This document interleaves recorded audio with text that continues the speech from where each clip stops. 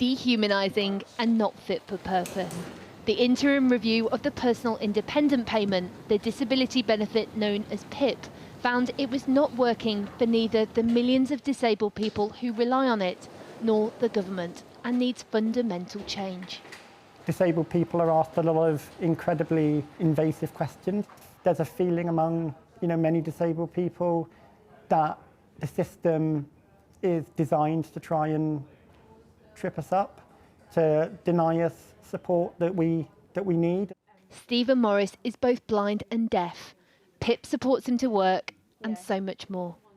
Life without PIP for me would be incredibly isolating, so I need human support to leave my house.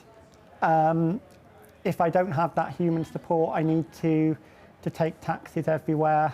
So if I was to lose that, it would be absolutely catastrophic. Stop taking the piss! The review was commissioned after a major government U-turn last year on its controversial plans to cut spending on PIP by restricting its eligibility. The recommendations due in autumn must keep within the cost forecasts for PIP. The report says that PIP is not fit for purpose. How can you possibly deliver radical reforms without an increase in spending?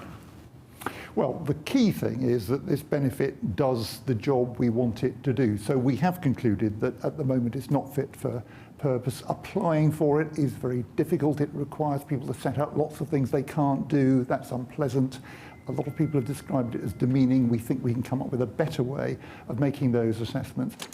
The report highlights a steep increase in the number of recipients, with the bill predicted to rise from its current £26 to £41 billion by 2030. The benefit brought in under David Cameron isn't means-tested nor dependent on employment and is designed to help with the extra costs associated with a disability. The government's report described it as dehumanising. Your party introduced it. Do you accept responsibility for part of that? Well, I know that when PIP was designed and first introduced, that was a long time ago and it was a different time. So one of the big changes that since then has been an increase in people coming forward to claims for mental health. But I'm really disappointed in their review today because they should be coming forward with proposals for substantial reform of the system. And all this review does is point out problems with the system. And frankly, they are problems that we already knew about. The PIP assessment is definitely dehumanising because it focuses on the things that you can't do. You can't bring into it anything that you can do because that can be used against you. Ellen receives PIP for a number of illnesses, but mainly for her mental health. I spend my PIP on therapy that I can't get on the NHS.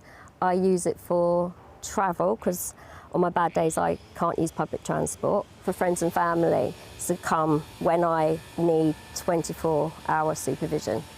There are fears mental health conditions would be treated less seriously in a future system. Though those changes aren't yet clear, the anxiety of knowing something huge could be coming is a lot to bear. For people who don't understand, how debilitating is it to live with a mental health condition? Mental health can be as debilitating as physical health in terms of how it can limit you. There are times when I literally can't move. I could be really, really thirsty and I could really need the toilet, but I can't actually move to be able to meet my basic needs. I go into my own head, I get stuck. There are times when I can't do anything except focus on trying to stop myself from self-harming or making plans for suicide. I can't do anything else. And in a way, PIP offers you a bit of cushioning to try and help that condition. Yeah, sorry. Are you okay? The final report with all its recommendations will be published in autumn. By then, there will be a new occupant in Downing Street with a new set of priorities. But reforming welfare has proven an Achilles heel for successive prime ministers. The question is how this next one will bring on board the welfare rebels that contributed to the downfall of the last.